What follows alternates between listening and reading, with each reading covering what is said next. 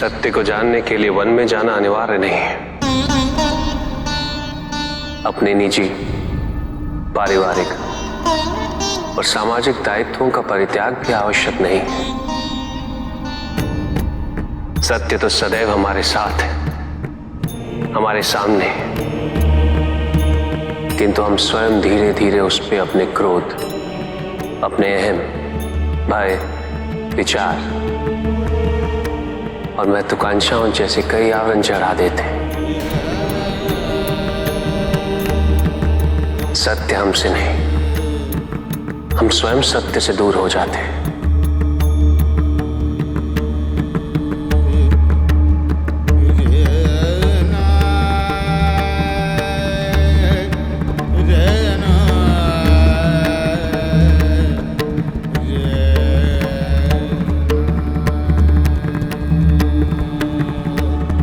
किंतु यदि तुम जानना चाहते हो कार्तिकेय, तो अवश्य जाओ।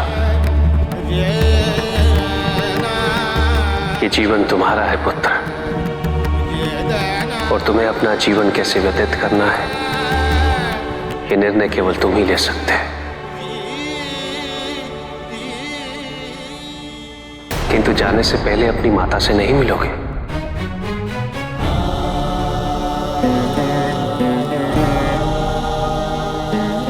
वो माता जो सदैव तुम्हारे पीछे भोजन लेके भागा करती थी, जो तुम्हारे छोटे से छोटे कष्ट पे अत्यंत व्याकुल हो जाती थी। कार्तिकेय,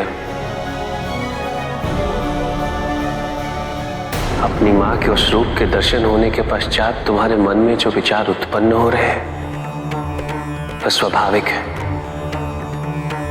यदि तुम अपनी मां की वास्तविकता से पहले ही अवगत होते, तो ये शंकाएं तुम्हारे मन में कभी उत्पन्न नहीं होती।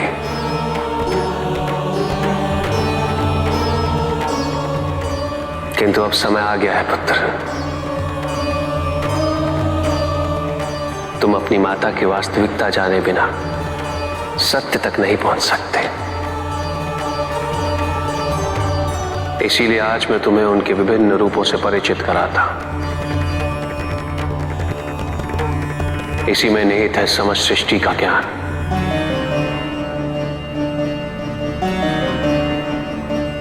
समय के प्रारंभ में परब्रह्म के दो भाग हुए, पुरुष और प्रकृति।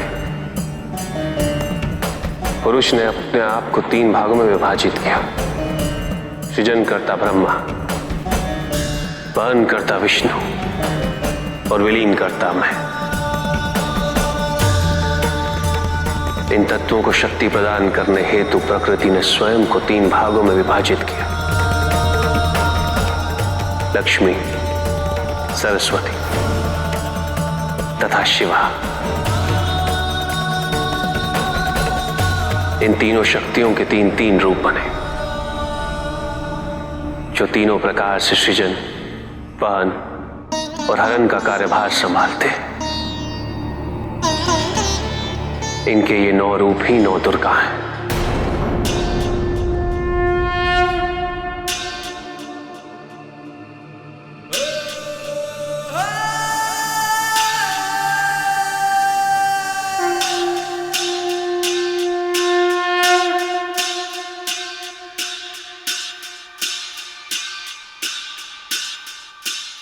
इनका सबसे पहला रूप है शैलपुत्री।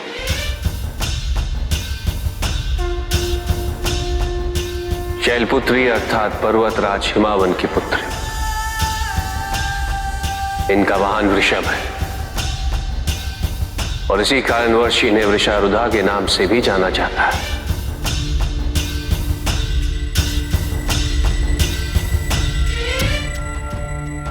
नवदुर्गा का दूसरा रूप है ब्रह्मचारिणी।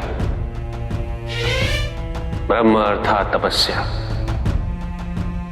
चारिणी अर्थात आचरण करने वाली।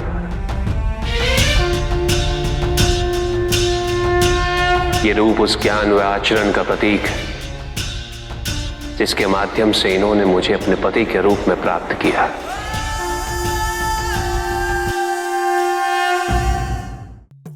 नवदुर्गा का तीसरा रूप है चंद्रघंटा। मस्तक पे घंटे के आकार में आधा चंद्र। ये रूप अत्यंत शांतिदायक और कल्याणकारी है। विभिन्न प्रकार के अस्त्र और शस्त्र इनकी 8 भुजाओं में सुसज्जित है। इनका तीसरा नेत्र सदैव खुला रहता है। चंद्रघंटा का वाहन सिंह है। ये युद्ध करने हेतु सदैव तत्पर रहती है। इनकी आराधना करने से निर्भीकता और वीरता के साथ ही सौम्यता और विनम्रता का विकास निश्चित है।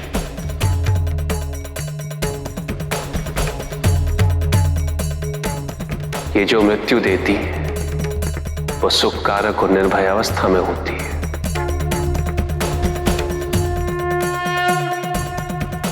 इनकी मंद मंद हंसी से संसार का जन्म संभव होता है और इसी कारणवश इसे कुष्मांडा के नाम से जाना जाता है। यह है नवदुर्गा का चौथा रूप। अष्टभुजा, शस्त्रधारिणी, व्याघ्रवाहिनी, हिरण्यवर्णा। केवल यही है जो सूर्य के भीतर लोक में वास करती है। 10 दिशाएं इन्हीं से आलोकित है।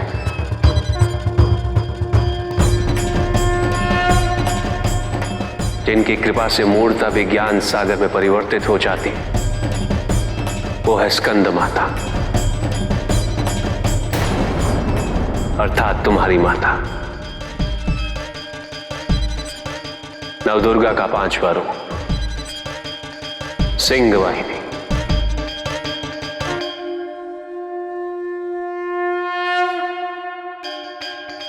और इनकी उपासना द्वारा मोक्ष का मार्ग सुलभ होता है।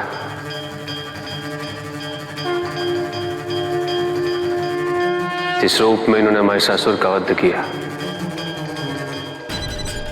वो कात्यायनी कहलाता है।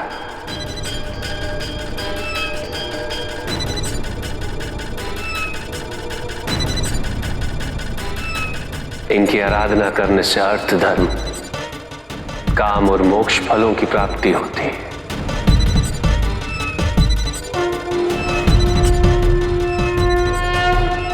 श्याम रंग, खुले केश, एक हाथ में लोहे का कांटा और एक में खड़ग, जिनका आशीष शुभों का कर्ता और कारक है।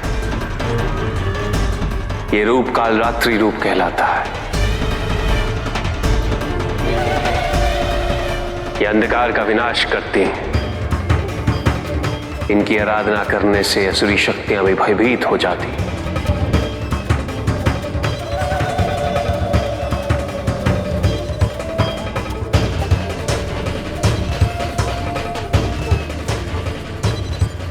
श्वेत वर्ण, श्वेत वस्त्रों से सुसज्जित, चतुर्भुज, त्रिशूलधारी, तालवाद्य धारण करने वाली ये इस रूप में अपने उपासकों को अभयदान देती। ये इनका महागौरी रूप है। मां दुर्गा का 9वां रूप सिद्धदात्री कहलाता है। प्रकम में अशित्व, वशित्व, ये 8 सिद्धियां केवल इन्हीं की कृपा से प्राप्त हो सकती है।